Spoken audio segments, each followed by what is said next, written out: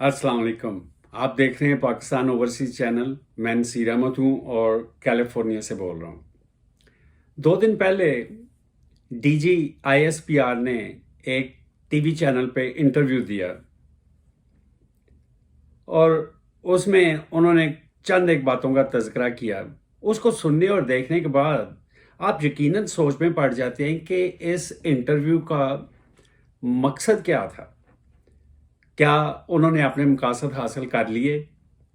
वो जब भी बोलते हैं वो कोई ना कोई नई कंफ्यूजन या तकरार शुरू करा देते हैं। ये इंटरव्यू उन्होंने क्या नए अमेरिकन एम्बेसडर को मुतमईन करने के लिए दिया या किसी सियासी शख्सियत को, कोई नहीं जानता। और ऐसे लगता है कि ये टोटली अननेसेसरी इंटरव्यू था, गैर ज़रूरी। उन्होंने बताया कि कितने परसेंट फौज ईस्टर्न बॉर्डर पे है, कितने परसेंट फौज वेस्टर्न बॉर्डर पे है और कितने परसेंट फौज छावनियों में है। क्या किसी पाकिस्तानी को ये मालूमात हासिल करने की कोई ज़रूरत या फ़ायदा है? उन्होंने कहा कि ये जो साइफर का शोर मचा हुआ है पूरे पाकिस्तान में कि वॉशिंगटन से एम्बेसडर ने एक साइफर भेजा, वो इस पे इंसिस्ट करने की कोशिश करते हैं कि ये एक साजिश नहीं, हमारे सिक्योरिटी एजेंसीज ने इन्वेस्टिगेट किया, उनको साजिश के कोई शवाहद नहीं मिले। ये तो फौज की अपनी कैपेबिलिटी और एबिलिटी पे डिपेंड करता है कि उनको क्या मिला क्या नहीं मिला। लेकिन बज़ाहिर उन्होंने ये बात तो तस्लीम कर ली थी कि ये एक मुदाखलत हुई थी। कौम जानना चाहती है। अगर आप चाहें तो इस मसले को हल कर सकते हैं।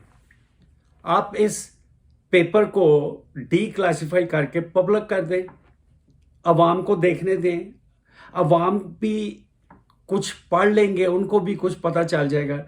आप कहते हैं कि उसमें डिप्लोमेटिक रिस्ट्रिक्शंस हैं, सफारती आदाब हैं उसमें आते। अमेरिका जब कोई कार्रवाई करता है तो अमेरिका के नज़दीक कोई डिप्लोमेटिक रिस्ट्रिक्शंस या इंटरनेशनल लॉज आड़े क्यों नहीं आते? उन्होंने आके आपकी एकेडमी के नेबरहुड में उसामा बिन लादेन को मार के उनके बकौल और उसकी लाश भी साथ ले गए। आप क्या कर सके थे? क्या इंटरनेशनल बरादरी ने कुछ किया था? उनको तो किसी चीज़ की कोई परवाह नहीं। अगर आपके मुल्क में एक तूफान बरपा है एक पेपर की वजह से, उसको डी क्लासिफाई करें और लोगों को पढ़ने का मौका दें, आपका जिम्मेदारी ख़त्म हो जाएगी। फिर वो कहने लगे कि पाक फौज और उसकी आला क़यादत के खिलाफ एक मुनज़्ज़म मुहिम चलाई जा रही है। पहले वो कहते थे कि ये एक गैर मुल्की साजिश है, अब कहते हैं कि मुनज़्ज़म मुहिम चलाई जा रही है। कहीं ऐसा तो नहीं कि ये पब्लिक ओपिनियन है और आपको पता ही ना चले, जैसे आपको साइफर का नहीं पता चला अभी तक, जैसे आपको एबटाबाद में ऑपरेशन का पता नहीं चला था, अब आपको एक पेपर का नहीं पता चल रहा। आप एक पब्लिक ओपिनियन को समझने से कासिर हैं। तो प्लीज़ गौर करें कि ये अवामी आवाज़ है। ये सारा मसला वो कहते हैं कि शुरू हुआ जब इमरान खान ने फौज को डीजी आईएसआई की अपॉइंटमेंट में डिले किया। ये एक छोटा सा मसला बना, शायद आपके लिए बड़ा हो। तो फिर बाद में पता चला कि इलेक्शंस की जो किलकिल है पाकिस्तान में वो इसलिए है कि नए आर्मी चीफ की तैनाती का मामला है। लोग दुआ कर रहे हैं कि कब नवंबर आए, कब इस मुसीबत से जान छूटे। अजीबो गरीब माहौल पैदा कर दिया गया है। एक बदअमनी, एक बेसुकूनी, एक बेबरकती पूरे मुल्क पे तारी है। ये वो मुल्क है जिसको बर्रे सगीर के मुसलमानों ने एक अवामी تحریک کی وجہ سے حاصل کیا، ایک سول موومنٹ محمد علی جناح کی قیادت میں بر صغیر کے نہتے مظلوم لوگوں نے یہ کوشش کی کہ ہم اپنے لیے ایک آزاد مملکت حاصل کریں گے، اور اللہ نے پاکستان دے دیا، پاکستان بن گیا۔ یہ ٹوٹلی ایک عوامی تحریک تھی، اس میں فوج کا کوئی عمل دخل نہیں تھا۔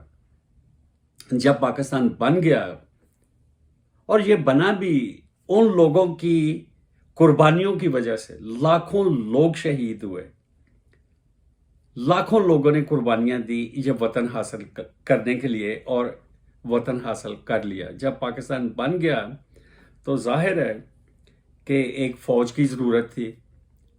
جب فوج قیام عمل میں آئی تو فوج نے آہستہ آہستہ اپنے آپ کو ایسٹ انڈیا کمپنی بنا لیا، اور آرمی چیف وائس رائے بن گیا۔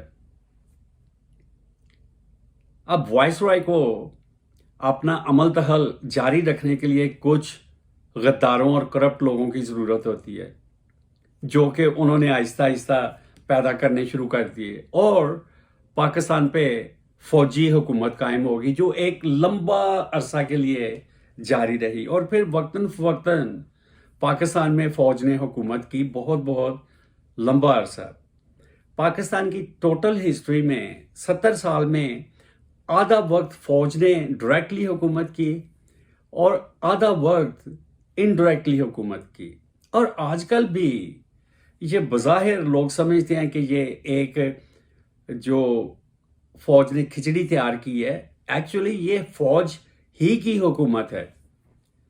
اور D G I S P R بار بار کہتے ہیں کہ فوج کو سیاست میں نہ گھسیٹا جائے۔ فوج نے سارے ملک سے سیاستدانوں کو گھسیٹ کے اسلام آباد لائے، اور ان کو ایک بندر میں باندھ کے تو یہ پاکستان کی حالت کی جو آج کل آپ دیکھ رہے ہیں۔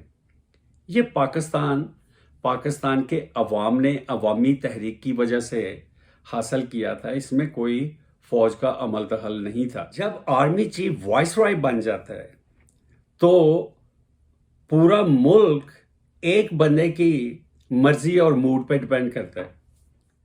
پاکستان دنیا کے کرپٹ ترین ملکوں میں شمار ہوتا ہے، اس کی عدلیہ دنیا کے گھٹیا ترین عدالتی نظام میں شمار ہوتی ہے۔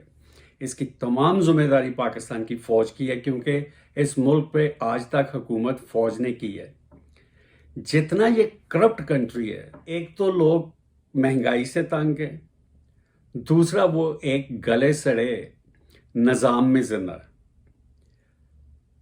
اگر لوگوں کو ایک باعزت پرسکون ماحول پیش کیا جائے تو شاید لوگ مہنگائی کا بھی اتنی شکایت نہ کریں، لیکن اور شدت پکڑ جاتی ہے مہنگائی جب نہ کوئی محفوظ ہے اپنے گھر میں، کوئی کسی کی جان و مال محفوظ نہیں ہے، سڑکوں پہ، گلیوں میں، گھروں میں کوئی شخص محفوظ نہیں ہے، اور کوئی انصاف کا نظام نہیں ہے۔